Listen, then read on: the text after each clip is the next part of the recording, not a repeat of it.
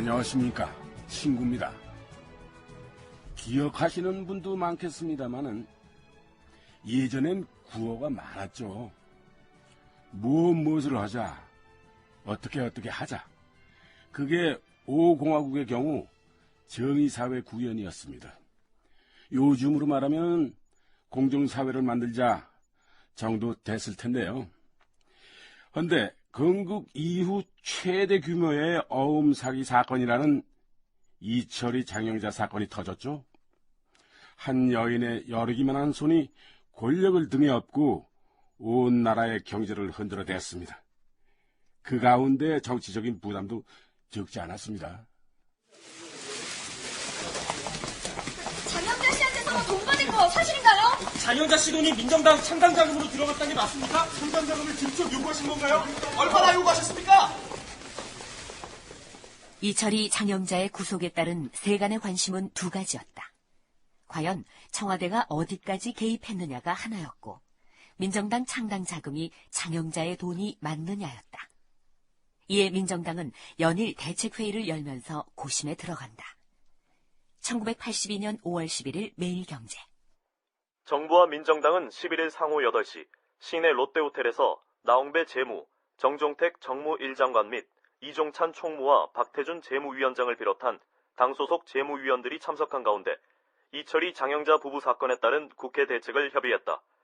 이 총무는 이 자리에서 국회 재무위원회에서는 기업의 대외 신용에 영향이 있더라도 이 사건의 진상을 철저히 규명하여 국민의 의혹을 풀도록 하라고 촉구했다.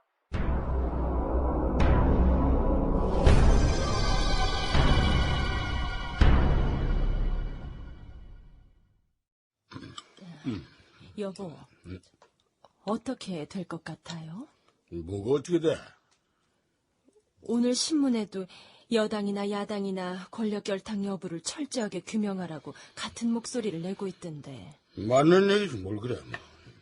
맞긴 뭐가 맞아요. 그 사람들이 말하는 게 뭐예요? 결국 우리 작은아버지가 결부돼 있다는 거잖아요. 수사 결과를 두고 보면 알겠지. 수사 결과요? 그거 뻔한 거 아니에요. 누군가 일부러 걸어넘기려고 기획을 한 것 같은데 그럼 결론도 뻔한 거 아니겠어요? 가만히 있어봐. 당신 지금 한 말 그건 무슨 소리야? 누군가 기획을 하다니. 등잔 밑이 어둡다더니 세상 사람들은 오공화국을 허하평, 허삼수, 허문도 쓰리어가 다 해먹는다고 소문이 파다하다고요. 뭐야? 내 쓸데없는 소리 말고 가. 밥이나 먹어.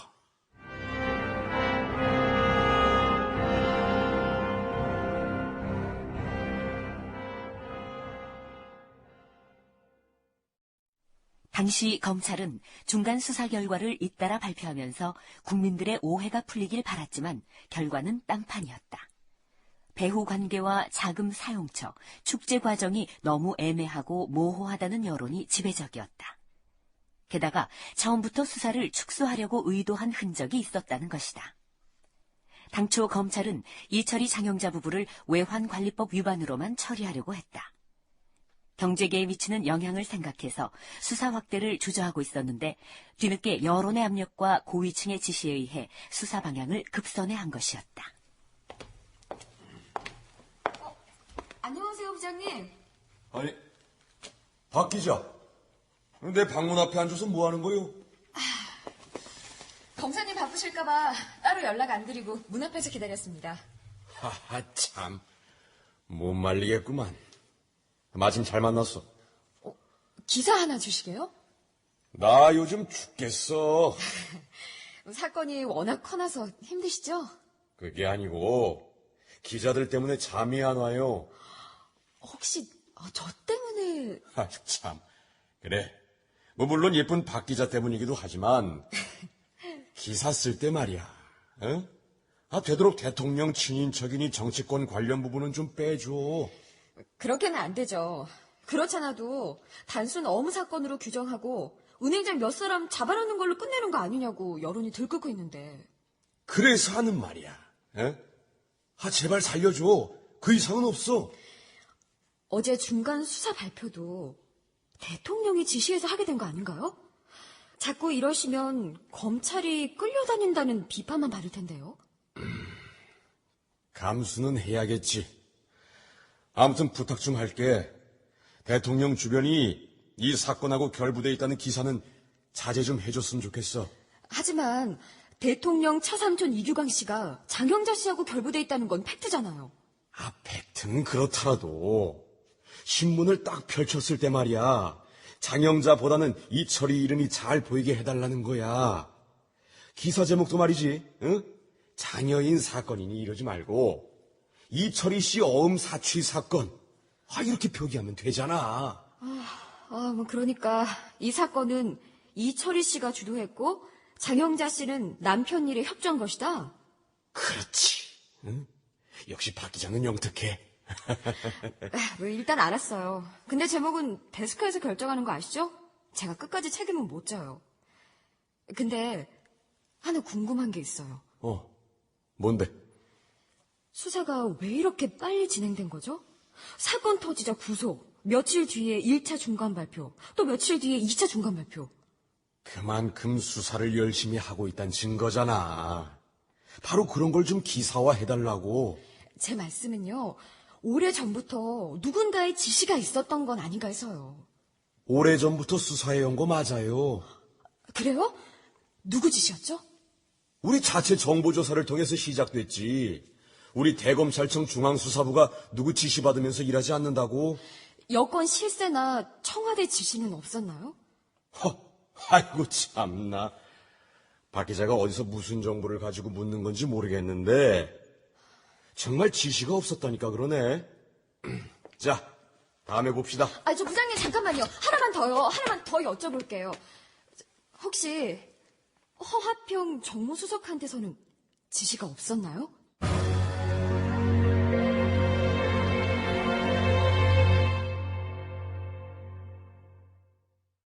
(5월 12일) 중간 발표 때 검찰은 외환관리법으로 구속했을 때보다 훨씬 더 많은 걸 발표했습니다. 그러나 의혹을 삭혀주기는커녕 오히려 키웠습니다. 그만큼 수사 발표에 허점이 많았던 거죠. 무엇보다도 대통령 친인척에 관한 것들이 그랬습니다.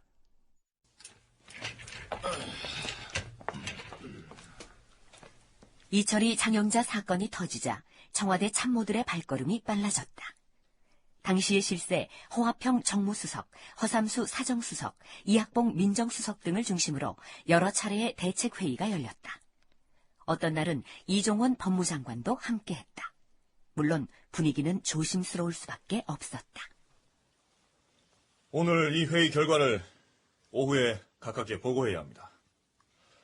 어떻게든 결론을 냅시다. 대통령 처가 문제까지 걸려 있으니 여론의 향배에 신경을 좀 써야 할 겁니다. 그러니까 장관께서 특별히 마음을 써주십시오. 가깝게 흙탕물 안 튀게 하려면 주변을 깨끗하게 정리해야 합니다. 그래야지요. 조심스럽게 다루고 있습니다.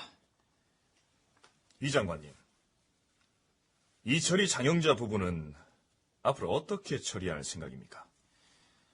법무팀과도 이야기를 나눠봤습니다만 형사범보다는 경제사범 쪽으로 처리하는 게 좋을 것 같습니다.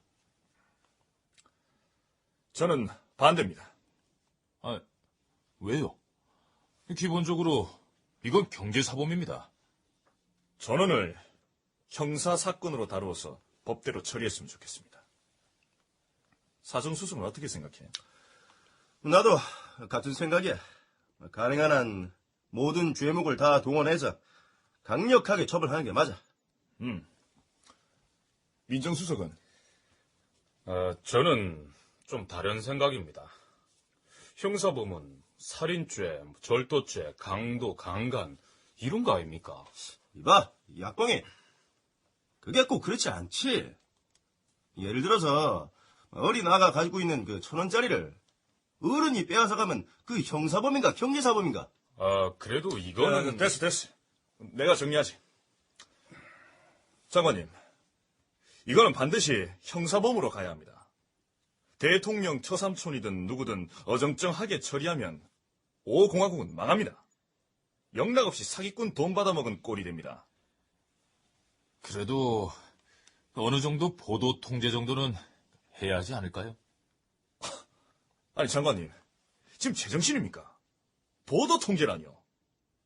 이 마당에 보도 통제하면 우리는 장영자고 같이 죽자는 거예요. 책임은 내가 집니다. 보도 통제는 생각도 마십시오. 이철이 장영자 사건 처리 과정에서 가장 강력하고 원칙적 대응을 주장한 사람은 이른바 오공화국 개혁주도 세력의 핵심 허화평이었다. 일설에는 이런 과정에서 허화평이 전두환의 심기를 불편하게 했다는 얘기도 있다. 아무튼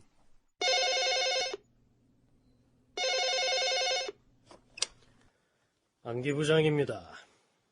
선배님, 허화평입니다. 허수석.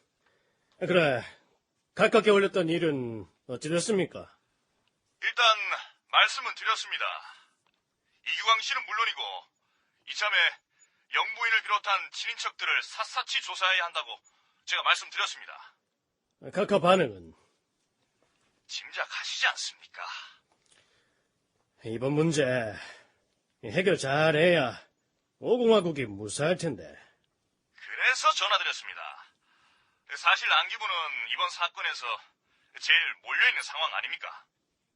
각하께서도 이 문제를 애초부터 왜 막지 못했느냐는 말씀을 하셨습니다.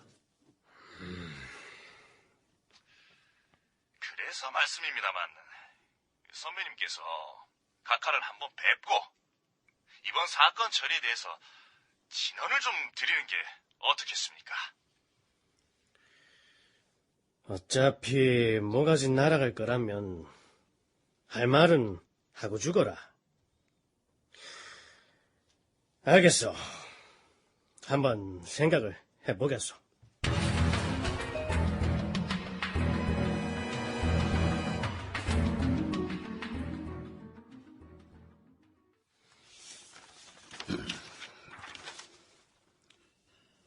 이게 뭐요?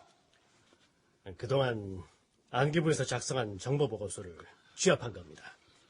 그러니까 그동안 그 안기부도 놀고만 있지는 않았다 이거요?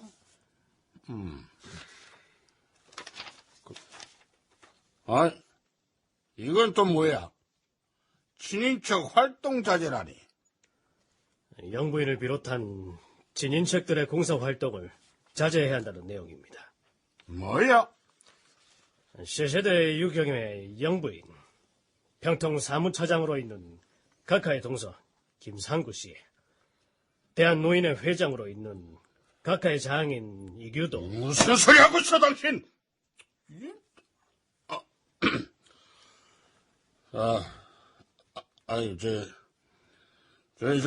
유 선배님, 안기부에서 이렇게 많은 정보를 가지고 있었으면서도 왜 지금까지 가만히 있었어요? 에? 난 지금 거기에 대한 책임을 묻는 거예요.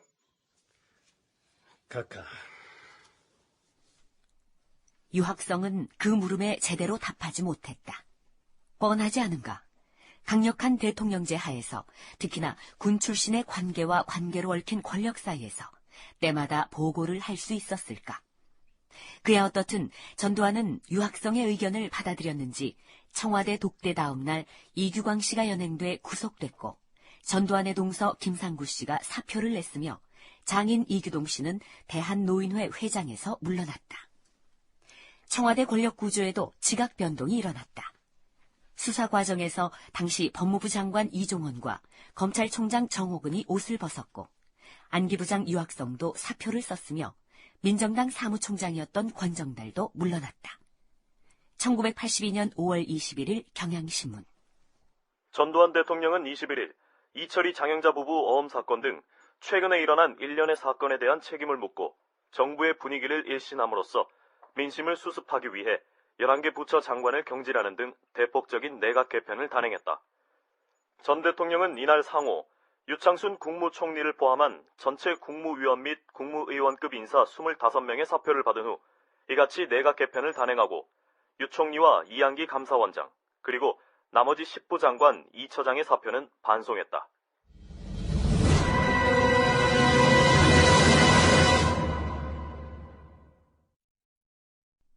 처음에는 아무런 관련이 없다고 했던 대통령 친인척을 비롯해서 은행장들까지 30명이 넘는 사람들을 구속하고 관계 장관들을 인착하는 걸로 대충 마무리는 됐습니다. 그러나 그 분위기에서 5공화국이 더 이상 정의사회 구현을 부르짖기에는 쑥스러운 일이었습니다.